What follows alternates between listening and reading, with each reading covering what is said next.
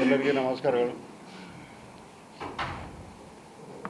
Belgaum district cooperative ಬ್ಯಾಂಕಿನ 25-26ನೇ ಸಾಲಿನ ಒಂದು ಅಡಾವೆ ತಮ್ಮ ಮುಂದಿಡಲು ಅಗದಿ ಸಂತೋಷ ಅನಿಸ್ತದೆ. ಠೇವು ಸಂಗ್ರಹಣೆಯಲ್ಲಿ ನಮ್ಮ ಇವತ್ತು ಮಾರ್ಚ್ 31ಕ್ಕೆ ಇದ್ದಂತೆ 6,703 ಕೋಟಿ 36 ಲಕ್ಷ, ಅಂದರೆ ಹೋದ ವರ್ಷಕ್ಕಿಂತ 614 ಕೋಟಿ 30 ಲಕ್ಷ ಹೆಚ್ಚಾಗಿದೆ ಅಂತ ಹೇಳಲು ಸಂತೋಷ ಅನಿಸ್ತದೆ.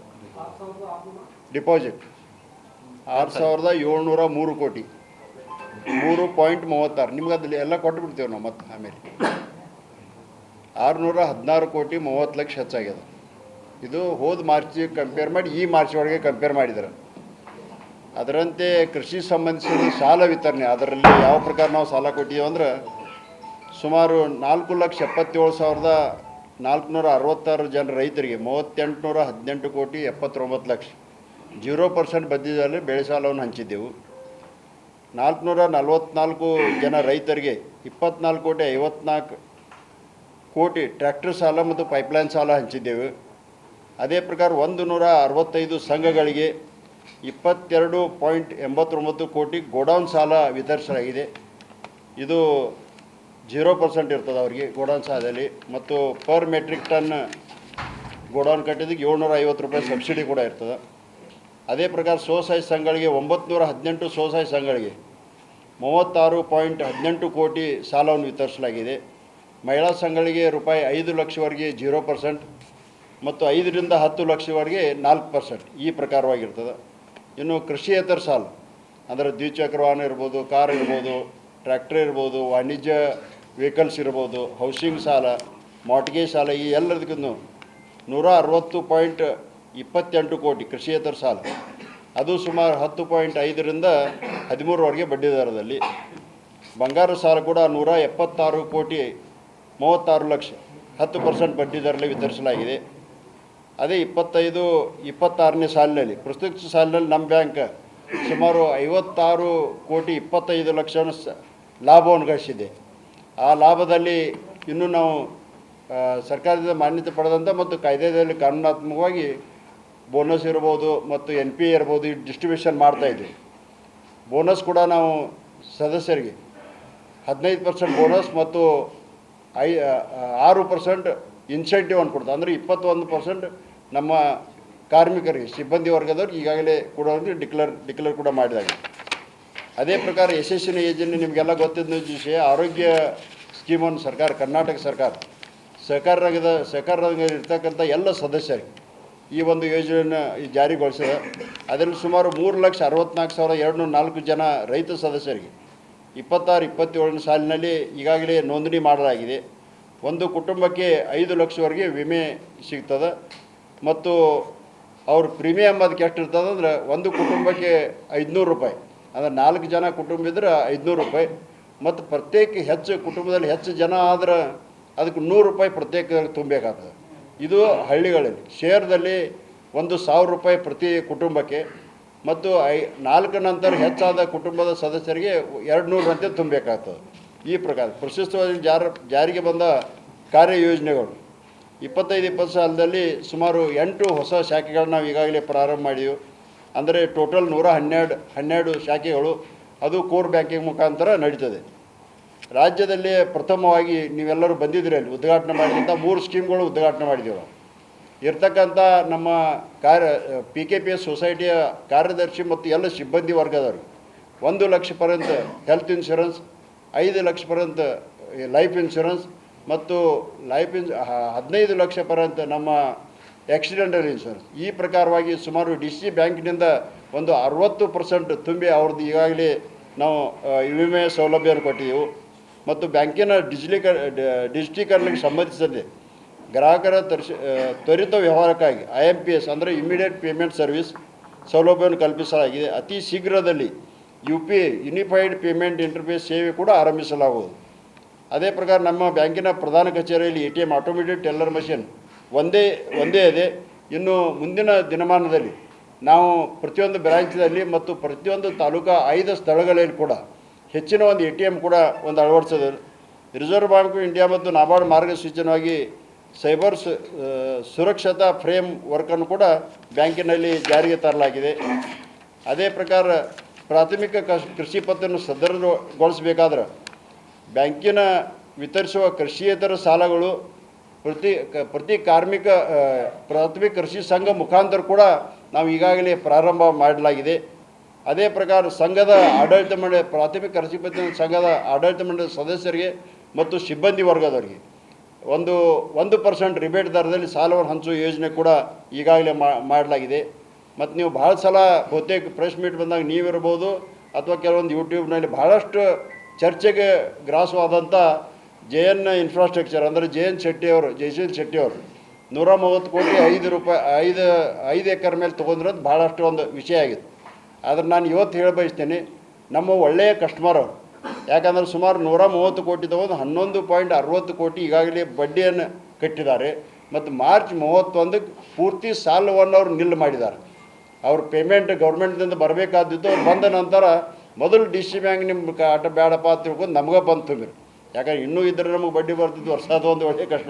ಅದೇ ಪ್ರಕಾರ ಲಕ್ಷ್ಮೀ ನರಸಿಂಹ ಏನು ಒಂದು ಸಕ್ಕರೆ ಕಾರ್ಖಾನೆ ಕೂಡ ತಾವು ಹೇಳ್ತಿದ್ರಿ, ಅದನ್ನು ಕೂಡ ಏನಿಲ್ದರ ಕೊಟ್ಟಿದ್ದೀರಿ ಅಥವಾ ಯಾವ ಕಂಪ್ನಿ ಇಲ್ಲ ಅಂದ್ಕೊಳ್ಳಿ, ಅದು ಕೂಡ ಮಾರ್ಚ್ 31ರವರೆಗೆ 20.27 ಕೋಟಿ ಬಡ್ಡಿಯನ್ನು ಕೂಡ ಅವರು ಈಗಾಗಲೇ ಕಟ್ಟಿದ್ದಾರೆ. ಅಂದರೆ 1 ಮಂತ್ ಮಾನಿಟರಿಂಗ್ ಮುಂದಿನ ವರ್ಷದಿಂದ ಅದು ಇನ್ಸ್ಟಾಲ್ಮೆಂಟ್ ಕೂಡ ಪ್ರಾರಂಭ ಆಗುತ್ತದೆ. ಅದರ ಮೇಲೆ ನಮ್ಮ ಇವತ್ತು ಷೇರ್ ಬಂಡವಾಳ ಈಗ ಮಾರ್ಚ್ 31 25ಕ್ಕೆ 303 ಕೋಟಿ ಇದ್ದದ್ದು ಇವತ್ತು 335 ಕೋಟಿ ಈ ವರ್ಷದಲ್ಲಿ, ಅಂದರೆ 32.71 ಲಕ್ಷದಷ್ಟು ಈಗಾಗಲೇ ಹೆಚ್ಚಾಗ್ಯದ.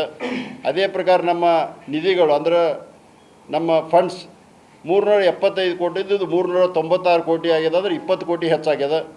ಠೇವುಗಳು 6087 ಕೋಟಿ ಇದ್ದದ್ದು 6700 ಅಂದರೆ 616 ಕೋಟಿ ಹೆಚ್ಚಾಗ್ಯದ. ಹೊರಗಿನ ಸಾಲಗಳು ನಾವೇನು ಹೊರಗಿಂದ ನಾಬಾರ್ಡ್ ಅಥವಾ ಅಪೇಕ್ಷ ಬ್ಯಾಂಕಿನಿಂದ ಸಾಲವನ್ನು ತರ್ತಿದ್ದೆವು, 1666 ಇದ್ದದ್ದು 2175 511 ಕೋಟಿ ಸಾಲವನ್ನು ಕೂಡ ಹೆಚ್ಚು ತಗೊಳ್ಳಲಾಗಿದೆ.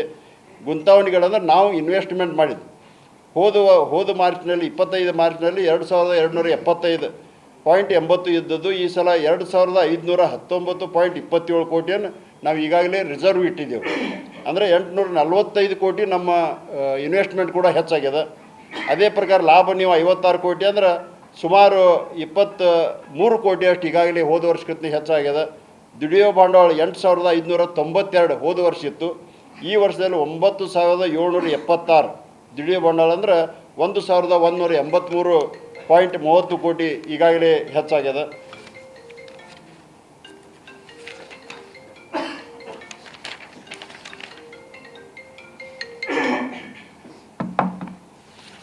ಈಗ ನೀವು ನಮ್ಮ ಆಡಳಿತ ಮಂಡಳಿ ನಮ್ಮ ಹೊಸ ಆಡಳಿತ ಮಂಡಳಿ ಬಂದದ್ದು 10 ನವಂಬರ್, ಅಂದರೆ ಸುಮಾರು ಮಾರ್ಚ್ 31 4 ತಿಂಗಳು 20 ದಿವಸ ಮಾತ್ರ ನಮಗೆ ಸಿಕ್ಕದ ಹೊಸ ಬೋರ್ಡು. ಅದ್ರದ್ದೊಂದು ಕಂಪ್ಯಾರಿಸನ್ ಕೊಡ್ತೀನಿ, ನೀವು ನೋಡ್ಬೋದು. ಸುಮಾರು 328 ಕೋಟಿ ಷೇರ್ ಬಂಡವಾಳ 335 ಅಂದರೆ 7 ಕೋಟಿ 45 ಹೆಚ್ಚಾಗ್ಯದ. ನಿಧಿ ಫಂಡ್ಸ್ 395 ಕೋಟಿ ಇದು 396 ಅಂದರೆ 62 ಲಕ್ಷ ಹೆಚ್ಚಾಗಿದೆ. ಠೇವುಗಳು ಆ ದಿವಸ ನಾವೇನು ನವಂಬರ್ ಚಾರ್ಜ್ ತೊಗೊಂಡಿವೋ ಆ ದಿವಸ 5080.98 ಲಕ್ಷ ಅಷ್ಟು ಡಿಪಾಸಿಟ್ ಇದ್ದದ್ದು ಇವತ್ತು 6703.36 ಅಂದ್ರೆ ಸುಮಾರು 4 ತಿಂಗಳು 20 ದಿವಸದಲ್ಲಿ 1622 ಕೋಟಿಯಷ್ಟು ಈಗಾಗಲೇ ನಮ್ಮ ಡಿಪಾಸಿಟ್ ಆದ. ಇದನ್ನು ಯಾಕೆ ಹೇಳ ಬಯಸ್ತಾರೆ ಅಂದರೆ 1000 ಹೋಗ್ಯದ 2000 ಹೋಗ್ಯದ ಅಥವಾ ಈಗಾಗಲೇ ಡಿಪಾಸಿಟ್ ಕಮ್ಮಿ ಆಗಿದೆ ಅಂತ ಹೇಳ್ತಿದ್ರು. ಸುಮಾರು ಎವರೇಜ್ ತಿಂಗಳಿಗೆ 300 ಕೋಟಿಗೆ ಮೇಲ್ಪಟ್ಟು ನಮ್ಗೆ ಎವರೇಜ್ ಡಿಪಾಸಿಟ್ ಬಂದದಂದ್ರೆ ಜನರು ಎಷ್ಟು ವಿಶ್ವಾಸ ಇಟ್ಟಿದ್ದಾರೆ ಅಂದ್ರೆ ಇದ್ರ ಮ್ಯಾಗೆ ತೋರಿಸ್ಕೊಡ್ತದೆ. ಅದೇ ಪ್ರಕಾರ ಗುಂತಣಿಗಳು ಕೂಡ 1711 ಕೋಟಿ ನಮ್ಮದು ನವಂಬರ್ನಲ್ಲಿ ಇದ್ದದ್ದು ಇವತ್ತು ಮಾರ್ಚ್ ಆಕೆರಿಗೆ 2519 ಕೋಟಿ ಅಂದರೆ 807 ಕೋಟಿ ನಾವು ಈಗಾಗಲೇ ಬ್ಯಾಂಕ್ನಲ್ಲಿ ಶಿಲ್ಲಕ್ ಮತ್ತು ಹೆಚ್ಚಿಗೆ ಇಟ್ಟಿದ್ದೆವು.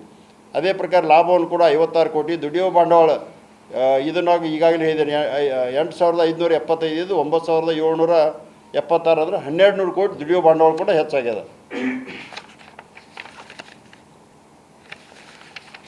ಇದು ನೋಡಿದ್ರೆ ಬ್ಯಾಂಕಿನ ಎಷ್ಟು ರೈತರು ವಿಶ್ವಾಸ ಇಟ್ಟಿದ್ದಾರೆ, ರೈತರಾಗಲಿ ಮತ್ತು ಬೆಳಗಾವಿ ಜಿಲ್ಲೆಯ ಎಲ್ಲ ಗ್ರಾಹಕರು ಕೂಡ ಒಂದು ಒಳ್ಳೆಯ ವಿಶ್ವಾಸನ ಇಟ್ಟು ಡಿಪಾಸಿಟ್ ಕೂಡ ಹೆಚ್ಚಿಟ್ಟಿದ್ದಾರೆ, ಸಾಲವನ್ನು ಕೂಡ ತೊಗೋತಿದ್ದಾರೆ.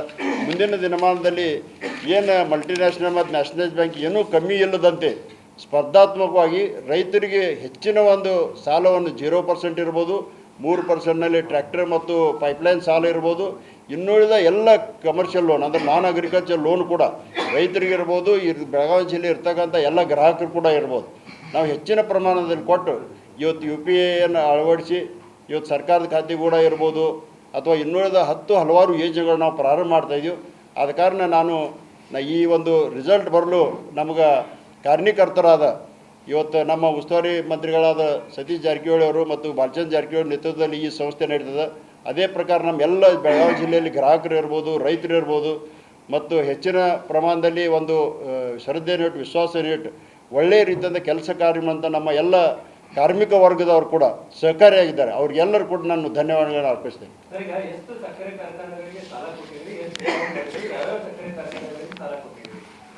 ಸುಮಾರು ಬೆಳಗಾವಿ ಜಿಲ್ಲೆಗೆ ಭಾಳಷ್ಟು ಅಂದ್ರೆ ಸುಮಾರು 13 ಅಲ್ರಿ ಟೋಟಲ್ 13 ಎಷ್ಟು ಹೇಳ್ರಿ ಟೋಟಲ್ ನಂಬರ್ ಹೇಳ್ರಿ. ಶುಗರ್ ಫ್ಯಾಕ್ಟ್ರಿ ಬೆಳಗಾವಿ ಅದೇ ಹೇಳ್ತೇನೆ 13 ಕೊಟ್ಟಿದ್ದೆವು ಮತ್ತು ಬೇರೆ ಜಿಲ್ಲೆಗಳು ಕೂಡ ಒಂದು 3-4 ಸಕ್ಕರೆ ಕಾರ್ಖಾನೆ ಕೊಟ್ಟಿದ್ದಾರೆ. ಆಲ್ಮೋಸ್ಟ್ ಎಲ್ಲ ಸಕ್ಕರೆ ಕಾರ್ಖಾನೆ ನಮಗೆ ಇದಾಗಿ ಉಳಿದ ಏನು ಕೊನೆ ಮಾರ್ಚ್ನಲ್ಲಿ ಕರೆಕ್ಟಾಗಿ ತುಂಬಿದ್ದಾರೆ. ಒಂದು ಈ ಸಲ ಉಳ್ಕೊಂಡದ ಸಂಕೇಶ್ವರ ಶುಗರ್ ಫ್ಯಾಕ್ಟ್ರಿ 14 ಕೋಟಿ ಬಡ್ಡಿ ಬರಬೇಕಿತ್ತು, 14 ಕೋಟಿ ನಮ್ಮದು ಇದು ಏನಂತಾರೆ ಕಂತು ಬರಬೇಕಿತ್ತು, 28 ಕೋಟಿ ಡಿಫಾಲ್ಟಾಗಿ NPA ಆಯ್ತದು ಸಂಕೇಶ್ವರ ಶುಗರ್ ಫ್ಯಾಕ್ಟ್ರಿ. ಅದ್ರ ಮೇಲಾಗಿ ಕೆಲವೊಂದು ಸಂಗಮನಾಥ್ ಶುಗರ್ ಫ್ಯಾಕ್ಟ್ರಿ ಅಂದು ಒಂದು ನಮ್ಮ ಯಾವುದು ವಿಜಯಪುರ ಸಿಂದಗಿ ಅದು ಒಂದು ಡಿಫಾಲ್ಟ್ ಆಗ್ಯದ. ಆಮೇಲೆ ಹಳೆ ಉಳಿದಿದ ಅವಂತೂ NPA ಆಗಿ ಹೋಗಿದಾವೆ. ಅವು ಮುಂದಿನ ದಿನಮಾನದಲ್ಲಿ ಯಾವ್ಯಾವ ಉಳಿದವು ಎಲ್ಲವನ್ನು ಕ್ರಮವನ್ನು ಹೋಗ್ತೀವಿ ನಾವು. ಹಳೇದು ನಮ್ಮದು ಘಟಪ್ರಭಾ ಒಂದು ಅದ ರೀ, ಎಮ್ ಕೆ ಹುಬ್ಳಿ ತೊಗೊಂಡಿಲ್ಲ ನಮ್ಮಲ್ಲಿ ಸಾಲಿಲ್ಲ ನಮ್ಮಲ್ಲಿ. ಅದು ಮತ್ತು ಸೋಮೇಶ್ವರ್ ಸಾಲಿಲ್ಲ. ಇವತ್ತು ಅಧ್ಯಕ್ಷರದಾರ ಅವರಲ್ಲೇ ಅದು ಅದಕ್ಕೆ ಯಾರು ಮಾಲಕರು ನಾವು ಇರೋ ಮಟ್ಟ ಕರೆಕ್ಟ್ ಕಟ್ಟಿದೇವಲ್ಲ, ನಾವು ಬಿಟ್ಟಿದ್ದೇವೆ. ಈಗ ಅದು ಹಳೇದೇ ಸಾಲ ತೊಗೊಂಡಾರ ಅವ್ರು. ಈಗ ಸುಮಾರು ಹಿಂದಿನ ಪೀರಿಯಡ್ನಲ್ಲಿ ತೊಗೊಂಡಿದ್ದ ಅವರೆಲ್ಲ. ಈಗೇನು ಹೊಸದೇನು ಕೊಟ್ಟಿಲ್ಲ, ನಾವು ತೊಗೊಂಡಂತರೂ ಕೊಡಲಿಲ್ಲ, ಇದು ಕೊಟ್ಟಿಲ್ಲ. ಅವಾಗೇನು ಹೈಯೆಸ್ಟ್ ಕೊಟ್ಟಿದ್ದಾರೆ ಸುಮಾರು. ಆ್ಯಕ್ಷನ್ ತೊಗೊಳ್ತೀವಿ ಏನಂದ್ರೆ ಹೌದು ಅವಾಗ ಕೊಟ್ಟಿದ್ದಾರೆ ಎಲ್ಲ ಬೋರ್ಡ್, ಆ ಬೋರ್ಡ್ದಾಗ ಕೊಟ್ಟಿದ್ದಾರೆ. ಸುಮಾರು 153 ಕೋಟಿ ಅಷ್ಟು ಸಾಲ ಅದ ಅದ್ರ ಮ್ಯಾಗೆ, ಅಂದ್ರೆ ಔಟ್ಸ್ಟ್ಯಾಂಡಿಂಗ್. ಹೊಸವಾಗಿ ಕಾರ್ಖಾನೆ ಮಾಡೋರು 300 ಕೋಟಿ 200 ಕೋಟಿ ಸಾಲ ಕೊಡ್ರಿ ಅಂತ ಯಾರು ಮತ್ತೆ ಅರ್ಜಿ ಕೊಡ್ತಾರೆ? ಬಂದವ್ರಲ್ಲ ಹೊಸವು ಬಂದವು. ಮತ್ತು ನಮ್ಮದಲ್ಲಿ ಒಂದು ಸ್ಕ್ರೀನಿಂಗ್ ಕಮಿಟಿ ಅಂತ ಮಾಡಿದ್ದೀವಿ ನಮ್ಮಲ್ಲಿ. ಬೋರ್ಡು ಮತ್ತು ಒಬ್ಬರು ಕನ್ಸಲ್ಟೆಂಟ್ ತೊಗೊಂಡಿರ್ತೀವಿ, CA ಕೂಡಿ. ಅದು ಯಾವ್ಯಾವ ಅಂದರೆ ಎಲಿಜಿಬಲ್ ಅದಾವ ಅಂಥವು ಮಾತ್ರ ಕೊಡ್ತೀವಿ ನಾವು. ಅಂದರೆ ಎಲಿಜಿಬಲ್ ಅಂದ್ರೆ ವಸೂಲಿ ಆಗುವಂಥವು ಅಂತ ಮಾತ್ರ. ಹೌದು ಮಾಡ್ತಾ ಇದೀವಿ. ಅಲ್ಲ ನೋಡ್ರಿ, ಇನ್ನೂವರೆಗೆ ಯಾಕೆ ಅರ್ಜಿ ಹೆಚ್ಚು ಬಂದಿಲ್ಲ ಅಂದ್ರೆ ನಮ್ಮ ಮೀಟಿಂಗ್ ಆಗಬೇಕು, ಆಮೇಲೆ ಸ್ಯಾಂಕ್ಷನ್ ಮಾಡಬೇಕು. ಆದರೆ ಇವತ್ತು ನಮ್ಮೆಲ್ಲ ಆಡಳಿತ ಮಂಡಳಿ ನಾನು ಧನ್ಯವಾದ ಹೇಳ್ತೀನಿ. ಫುಲ್ ಪವರ್ ನಮಗಾಗಲಿ GMಗಾಗಲಿ ಹಿಂಗೆ ಕೊಟ್ಟಿದಾರಲ್ಲ, ಅರ್ಜಿ ಬಂದ ನಂತರ ನಾವು ಸ್ಯಾಂಕ್ಷನ್ ಕೊಟ್ಬಿಡ್ತೀವಿ ರೀ. ಇನ್ ಪ್ರಿನ್ಸಿಪಲ್ ಯಾವ್ದು ಕರೆಕ್ಟ್ ಅದ, ಆಮೇಲೆ ಘಟನೋತ್ತರ ಮಂಜೂರಿ ಕೊಡ್ತಾರೆ ನಾವು. ಅಂದರೆ ಇವತ್ತು ಟ್ರ್ಯಾಕ್ಟರ್ ಅದ ಅದೊಂದು ಸಿಸ್ಟಮ್ ಇದ್ರಲ್ಲ, ನಮ್ಮ ಹತ್ರ ಸ್ಟಾಫ್ ಅದ, ಅದ್ರ ಇದದ, ಅದಕ್ಕೆ ಮತ್ತು ಟೆಕ್ನಿಕಲ್ ಟೀಮ್ ಅದ ನಮ್ಮದು. ಇಲ್ಲ ನಮ್ಮ ಮುಂದೆ ಬಂದಿಲ್ಲ, ನಾವು ತೊಗೊಂಡಿದ್ದು ನಾವು ಬಂದಾಗ ಕರೆಕ್ಟೇ ಇದ್ದು ನಮ್ಮದು. ಅದು ಯಾರೋ ಹೇಳ್ತಾರಂತದ್ದು ಅದು ಅಂದಲ್ಲ. ಯಾರಂದ್ರಿ 2 ವರ್ಷದಿಂದ ಬರ್ದಿರ್ಬೇಕು. ನಮ್ಮಲ್ಲೇ ಬಂದವು ಕರೆಕ್ಟ್ ಇರ್ತಾರೆ, ನಾವು ಚೆಕ್ ಮಾಡಿಸಿದೇವ್ರಲ್ಲ. ಇಲ್ಲ ಇಲ್ಲ ನಮ್ಮಲ್ಲೇ ಬಂದದ್ದು ಕರೆಕ್ಟ್. ಕ್ಲಿಯರ್ ಮಾಡ್ದೆ ಯಾಕಂದ್ರೆ